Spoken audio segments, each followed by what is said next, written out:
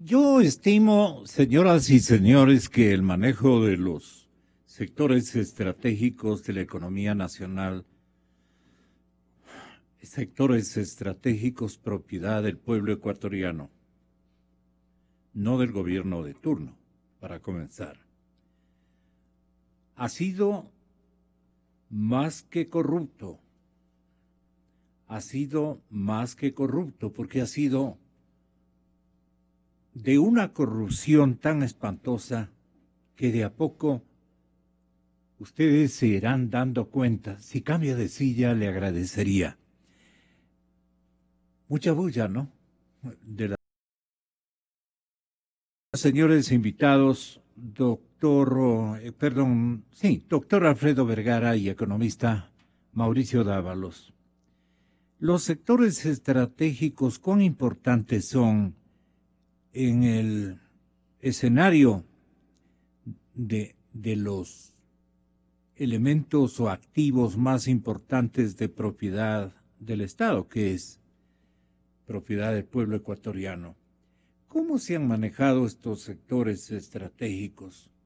De Yapa con corrupción, la situación ha sido muy complicada. ¿En qué estado se encuentran estos sectores estratégicos para el manejo de un reprise del mismo gobierno o un recambio estructural, seguramente, con un gobierno mucho más técnico, muchísimo más honorable y honrado, ético, y una administración de sectores estratégicos con mayores y mejores herramientas, evitando a toda costa que perseveren las distorsiones que hemos y ustedes van a repetir para conocimiento de la sociedad ecuatoriana, qué mal o bien manejados han estado estos núcleos. ¿Por qué debemos nosotros defenderlos? Yo le pido muy comedidamente a Mauricio Dávalos que tenga la bondad de emitirnos este diagnóstico. Buenos días, economista. Muchas gracias, Gonzalo. Muy buenos días. Encantado de estar contigo, mi querido Alfredo. Y muy buenos días a la audiencia selecta de Gonzalo, a los par de meses que vuelvo a estos micrófonos, que tengo el honor. He tenido permanentemente la intención, no solo la intención, sino que le he enviado algunas invitaciones al programa. Sí, muchas gracias. Lo que pasa es que echado de menos aquí. Lo que pasa es que yo paso buena parte de la semana, por eso me he privado de este gusto. Yo quisiera comenzar por lo siguiente. Cuando este gobierno comenzó, se llamaron sectores estratégicos a determinados sectores que se consideró habían sido importantes pero descuidados. Sectores estratégicos como por ejemplo el petróleo, como por ejemplo la electricidad. Acordémonos que eso sí hay que acordarse, que en el año 2007 la absoluta mayoría de electricidad en el Ecuador se generaba mediante generación termoeléctrica, con un consumo fenomenal de hidrocarburos y naturalmente una generación muy, muy cara, desperdiciando de esa manera todo el potencial hidroeléctrico que tiene el Ecuador. Acordémonos que desde que se construyó Paute, que fue al final, se terminó al final del gobierno del doctor Hurtado en el año 84, se construyó solamente una sola central que fue Daule Peripa. Y párale de contar. Entonces, eso tenía que atacarse. Era estratégico para el país el atacar. Pero esto como que nació como una definición o una filosofía de carácter militar. Cuando hubo las dictaduras de Guillermo Rodríguez y del triunvirato militar, fueron dictaduras, no me Sí. queda más que así identificarlas.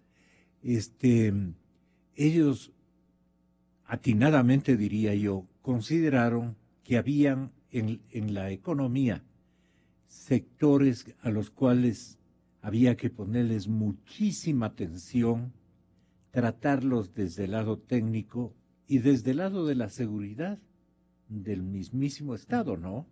Entonces, ¿cuáles son esos sectores estratégicos Cierto. que han prevalecido? Lo que usted anota es verdad, pero es parcialmente verdad, es una forma de ver el asunto. Efectivamente, en la dictadura se inició eso desde ese punto de Claro. vista.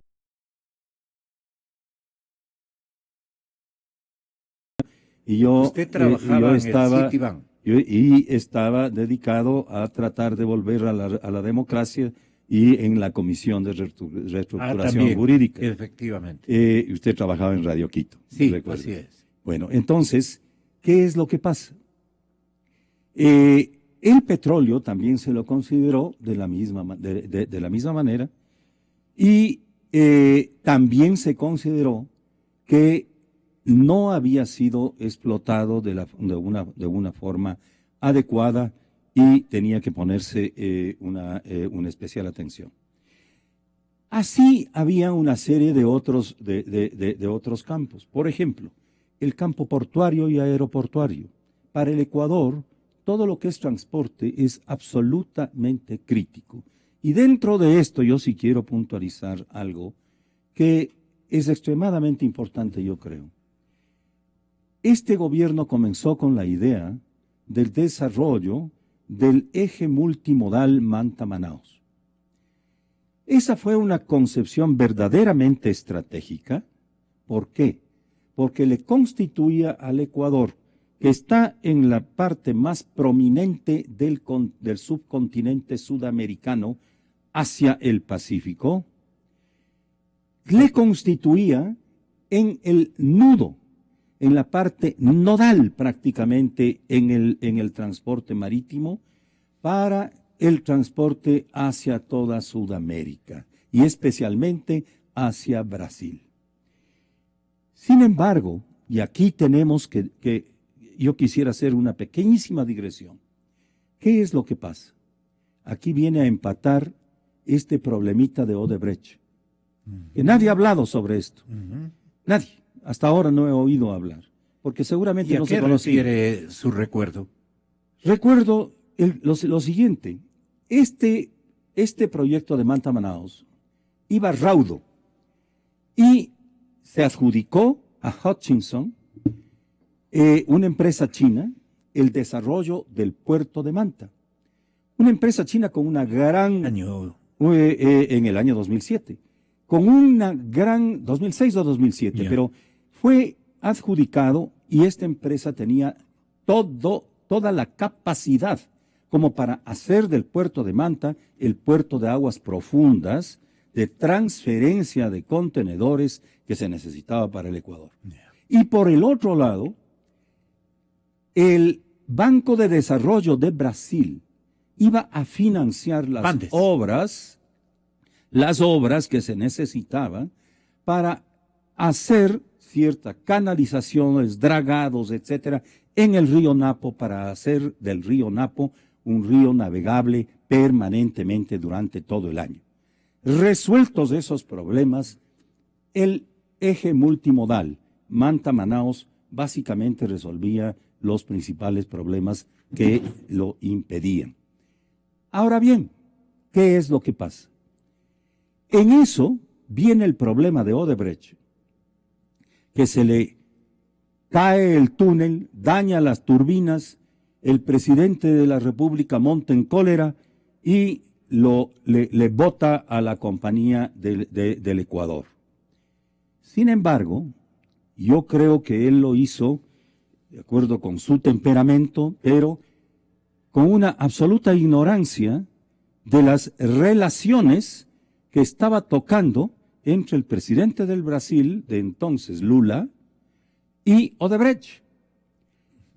Y al no darse cuenta, resulta que la primera reacción de Lula frente a la expulsión de Odebrecht es llamar a consultas al embajador del Brasil en Quito Iban a romper relaciones. y dejar de hablar con Correa, porque prácticamente le cortó la comunicación a Correa.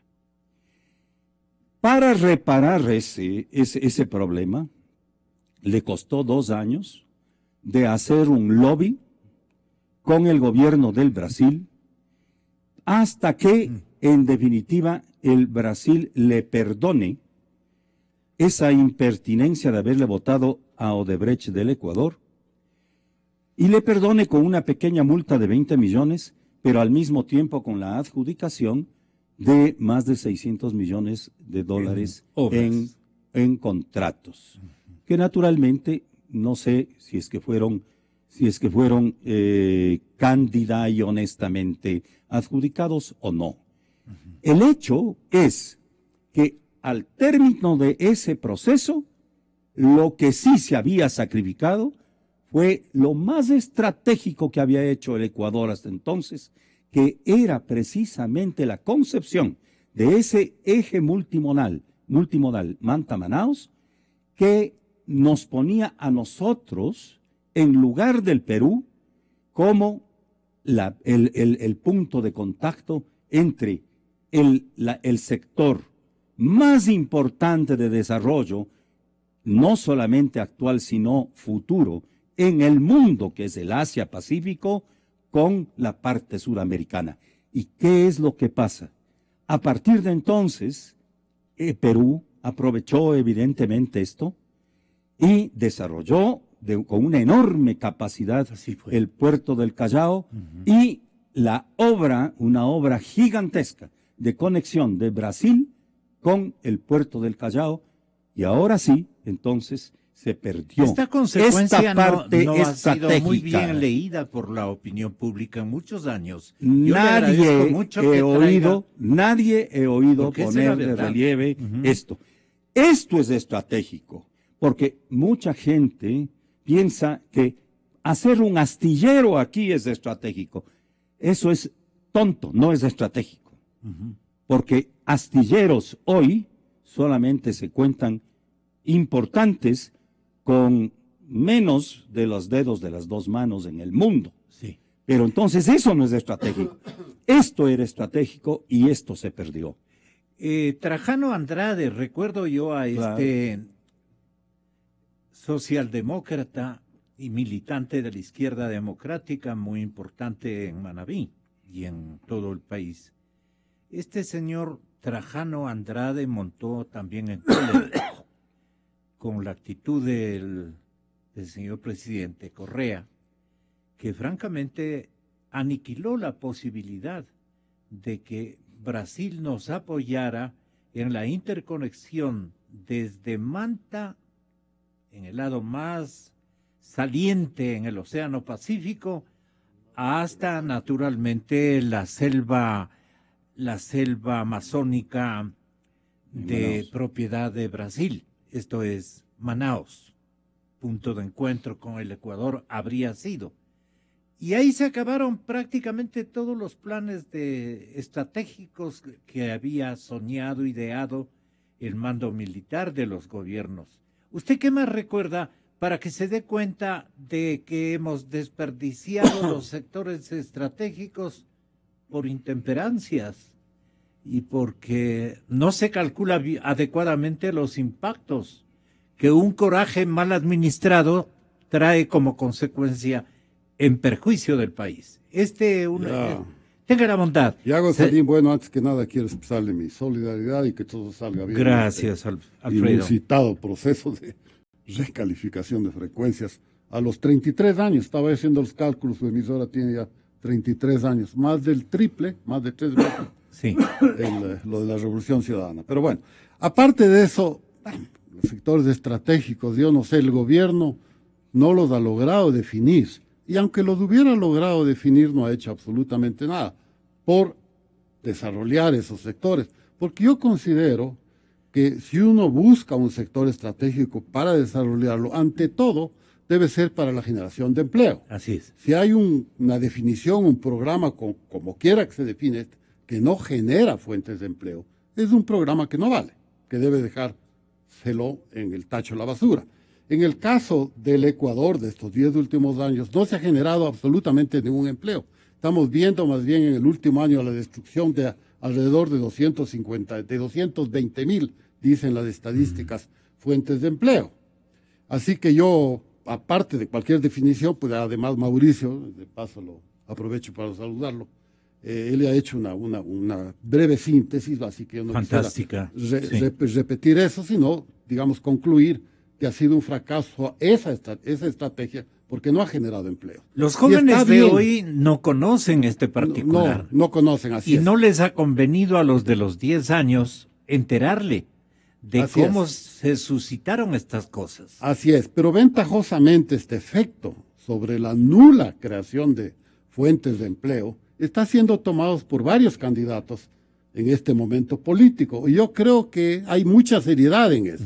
Hay, pues, tal vez el que ha tomado la posta en esto de generación de empleo, un candidato que ofrece crear en su gobierno en 4 años 1 millón de empleos, 250,000 empleos o fuentes de empleo al año. Lastimosamente, digo, he visto a los contendores de este candidato que enseguida han dicho que eso es una cuestión irrealizable, que es una cuestión demagógica, y es totalmente falso, es totalmente el candidato realizable. oficialista ha dicho que si no se puede 1 millón de En empleos, 4 años, sino pero 250,000 cada año, sí. Yo escribí en algunas redecitas de esas sociales diciendo, por favor, le enseñen a multiplicar, a alguien que le explique, ¿no? Porque esperemos que le expliquen antes del 19, creo que son las elecciones. En todo caso, no quiero desviarme. El candidato, pues, de Guillermo Lasso, hablemos con el nombre, pues ha ofrecido 250,000 empleos al año. Y enseguida ha habido críticas, digo, que se estaba diciendo que es demagogia. Yeah. Y yo, de lo que he analizado, he ido a las encuestas, he ido a las estadísticas, he ido a las propias estadísticas oficiales del INEC, y las encuestas que se han hecho acá, la última fue en el 2010. Todos están mintiendo. Porque la situación en la que va a quedar el país no permite el primer año, por lo menos, generar 250,000 empleos. Gonzalín, le rogaría que me deje terminar este análisis que estoy haciendo. No me demoro más de 2 minutos, o 3 tal vez, pero terminarlo. No es ninguna exageración, no es ninguna demagogia, por una razón. Yeah. La sociedad civil, puesto en términos constantes, ha venido generando, y por ejemplo para este año va a generar 220,000 puestos de trabajo al año, que nos da más o menos unos 600 empleos diarios. La propuesta de Guillermo Lasso vendría a ser 685 empleos diarios. Luego no hay mucha distancia entre 220,000 mensual y 250,000 al mes. La sociedad civil ha generado eso sin la ayuda del gobierno y sin la ayuda del Estado. Y más bien, diría yo, en contraposición a todas estas políticas de cambio de matriz productiva y de cambio estratégica lanzadas por el gobierno, que prácticamente ha boicoteado la generación de empleo por parte de la sociedad civil. No ha boicoteado la generación de empleo burocrático por parte de él. Ahora bien, cierto es que la mayoría de estos 220,000 mensuales no son en el sector formal, son en el sector informal de la economía, en el subempleo, en el sector marginal y en el campo, mucho en el campo. Y lo que propone, y con esto termino, lo que propone Guillermo Lasso, de acuerdo a lo que yo le entiendo, porque he leído su programa de gobierno, es hacer un esfuerzo ya desde el gobierno y con el apoyo de las instituciones del Estado para convertir estos 220,000 fuentes de empleo que anualmente han venido siendo creadas por la sociedad civil, convertirlas en 250,000 y pasarlas de empleo informal, darle la adecuación para que sean empleos formales. Es decir, es una propuesta totalmente realizable. Está ahí, expreso, por eso yo creo que eso no es demagogia, sino es muy realista para la situación actual. Es realizable, pero usted mismo especifica qué tipo de empleo es el que estaría generando 600 por día. El único que el gobierno permite. El único, es decir, por fuera del Estado. Sin el paraguas protector institucional legal del Estado. El rato que el Estado, que el gobierno permita que esa creación de fuentes de empleo, subempleo e informales, se formalicen, pues ahí la situación cambiará. ¿Qué comenta de la forma como se buscaría, digamos, cumplir con esta oferta electoral de 600 empleos diarios? 670... 685 es la casi propuesta. 700. Un poco más de lo que actualmente la sociedad civil genera, sin auspicio de ningún gobierno, ni tampoco de ninguna institución del Estado. Pero no son empleos no son empleos formales. La mayoría de ellos, algunos sí son, claro. ¿No? Pero entonces sí, le tocaría ofrecer 700 empleos informales. Subir un poco más, de 220,000 anuales a 250,000 anuales. Esa es la oferta del candidato. Sintonizada por usted y descrita por usted, claro está. Sí. Tenga la bondad, Mauricio. ¿Qué opina usted de esta aclaración necesaria, digamos? Mi querido Gonzalo, Alfredo, miren, en la economía, en el estado en que está, con dolarización, con una carestía fenomenal desde el punto de vista de factores de producción, de costos de producción.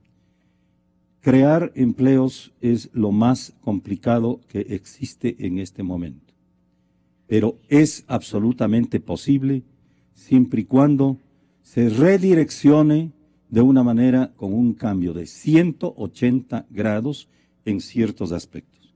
Lo que menciona Alfredo respecto de que se han creado 200 y pico de mil trabajos, eso creo que es una forma de leer el asunto, pero creo que lo que se ha hecho es deteriorar, cambiar de empleo formal a empleo informal. Eso no es creación de empleo.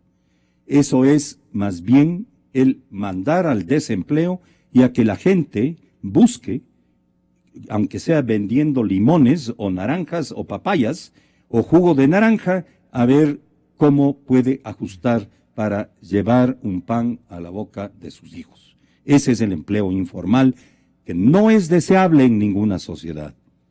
¿Cómo es lo que se puede...? ¿Qué de malo tiene para una economía el empleo informal? El empleo informal tiene muchas cosas malas. Uno, de que es de bajísima productividad.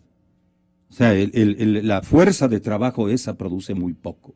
Y en segundo lugar, que todos los empleados informales están fuera de la protección de todas las instituciones sociales, de toda la organización estatal. Entonces, son gente completamente desprotegida por el Estado, ¿no? Pero se puede definitivamente cambiar. Sin embargo, para esto hay que atacar especialmente aquello que ha hecho imposible una mayor generación de empleo, sino que más bien ha reducido el empleo.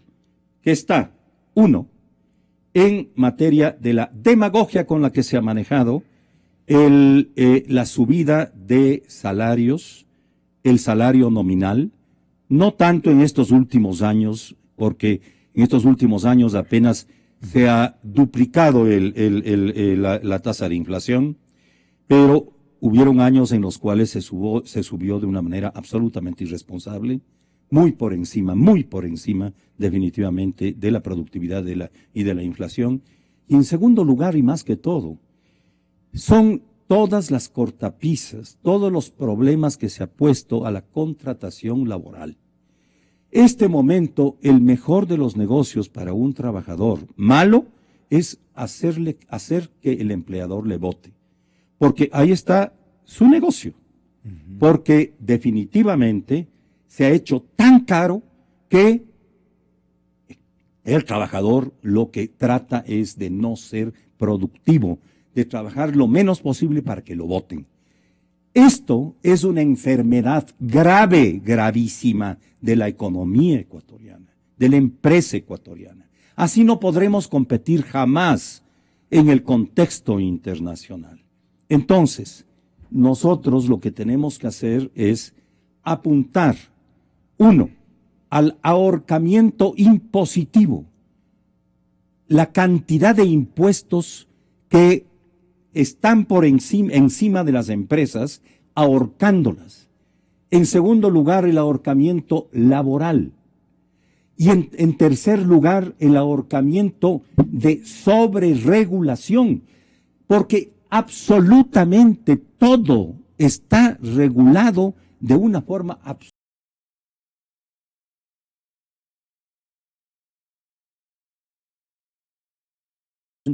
comercial. Nosotros estamos comercialmente aislados porque no tenemos tratados con ningún país, sino ahora que nos hemos adherido a los 9 años al tratado con la Unión Europea después de haberlo votado. Que es un gran paso, no obstante. Es un gran paso, pero no debió haberse dejado para comenzar. Así es. Y en segundo lugar, mucho tiempo, no se ha dado los pasos para nada para eliminar las barreras fitosanitarias y zoosanitarias que impiden que nuestros productos entren en los diferentes mercados. Ni en eso hemos avanzado. No hemos avanzado nada. El otro día querían aguacates que yo produzco en la Argentina. Consultado, no hay cómo mandar a la Argentina aguacates. No hay cómo mandar a Chile aguacates. No tenemos convenios fitosanitarios. No hay cómo mandar a Estados Unidos aguacates. Solo podemos mandar aguacates a la Unión Europea. Y ahí va. Entonces esto es una barbaridad. O sea, hay que entender de una manera práctica, no teórica, cómo debe manejarse el Estado. ¿Qué capacidades tiene el Ecuador para producir? Y tratar de explotar esas capacidades de una manera plena. Ahí sí podremos generar el empleo que necesitamos, pero no hablando en términos teóricos, pensando que simplemente arreglando con el Fondo Monetario Internacional ya todo se nos va a cambiar. Absolutamente todo el mundo nos va a venir a prestar baratísimo y todo eso. Y la cosa no va por ahí, porque los inversionistas, aunque tengamos un acuerdo con el fondo, van a decir, la economía real del Ecuador continúa enferma. Entonces, no me importa que hayan hecho un acuerdo con el fondo, pero yo les voy a seguir cobrando altas tasas de interés y no les voy a prestar a largo plazo. ¿Por qué? Porque la enfermedad profunda está en la economía real, que es incapaz de competir, porque este gobierno lo que ha hecho es precisamente poner tal cantidad de camisas de fuerza a la empresa privada para su desarrollo, que en este momento no somos capaces de competir. Todo esto entendiéndose dentro de la dolarización. Claro. Porque si es que no se resuelve estos problemas de la economía real, va a tener que resolverse de otra manera. ¿Cómo? La caída de la dolarización. Porque eso es lo que tendremos que entender. Pero eso es lo que quieren ustedes. No. ¿Qué es? Vea. Nadie quiere la caída de la dolarización. ¿Por qué? Por las consecuencias, claro. Sí, por las consecuencias sociales y políticas que eso puede traer. Sin embargo, uno tiene que entender clarito, si yo no hago determinados deberes que tengo que realizar, voy a pagar ciertas consecuencias. Y no tengo a quién quejarme si es que las consecuencias vienen. La falta de competitividad ya estamos atravesando. El problema es ese, no tenemos cómo vender. No tenemos cómo vender. Usted termina el programa. Ya, a ver, poco retomando el tipo de análisis que se está haciendo aquí. Primero, quisiera yo... Si hubiéramos tratado bien a los sectores estratégicos, se habrían sumado las posibilidades de gestar empleo, fundamentalmente. Por lo menos no se hubieran destruido tantas fuentes de empleo. Ahí está. Formal como este gobierno ha destruido, sobre todo en el último año. A lo que se refiere, destrucción de 230,000, de acuerdo a lo que vi alguna publicación el día de ayer, empleos formales, pasan al sector informal o al sector del subempleo, y el gobierno pues manipula las cifras para hablar. El privilegio de los empleos formales se lleva el partido de gobierno. Además, con todas las vitrinas que ha construido. Sí, pero bueno, yo quisiera un poco sintetizar. A ver. Que la oferta de crear empleo, que se reduce en definitiva del esfuerzo de la sociedad civil, sin el apoyo del gobierno, sin el apoyo de ninguna institución del Estado, que ha sucedido en estos 10 años. Sin embargo, la sociedad civil y el sector privado ha respondido creando 220,000 fuentes de empleo informales. La propuesta, digamos, de generar, es pasar de esos 220 a 250,000 con el apoyo del gobierno, con el apoyo del Estado. Por lo tanto, una meta totalmente realizable, primero. Segundo, respecto a lo que acaba de mencionar Mauricio, respecto a tres, si me permite sintetizar, la cuestión de impuestos desconceptuados con la realidad económica, respecto a la flexibilización laboral que debe haber en una nueva generación, flexibilización que desde luego respete los derechos de los trabajadores ya adquiridos, y sobre todo el equilibrio fiscal. Y en el equilibrio fiscal sí quisiera detenerme un ratito a lo que aquí se mencionó hace poco acerca de la dolarización.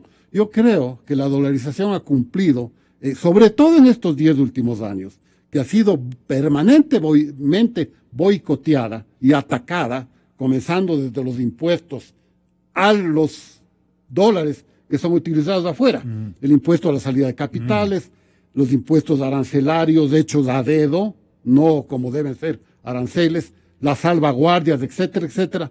La dolarización ha resistido este embate y la dolarización sigue firme, primero. Y segundo, sigue firme, ¿por qué? Por las ventajas económicas que representa para el país. Tenemos que decirlo en números, porque en números, 19 de cada 20 empleados, de cada 20 personas que trabajan en el país, dependen de un sueldo y un salario fijo. Es decir, dependen de la competitividad, utilicemos esa palabrita, que tenga la moneda, del poder adquisitivo que tenga la moneda. Y no hay moneda en el mundo, desde hace muchos años, más competitiva que el dólar. Esa es la gran ventaja de la dolarización para la mayoría de los ecuatorianos. Y por eso es la ventaja. Entonces, y la fortaleza que tiene ¿qué la recomienda usted al próximo gobernante? Que fortalezca la dolarización, que además se defiende sola, porque 10 años ha aguantado el embate de este gobierno. Que fortalezca la dolarización. Fortalecer la dolarización, ¿cómo? No depender tanto de los préstamos externos, porque además eso está agotado. Además, unas tasas altísimas, de cerca del 10%, es un absurdo.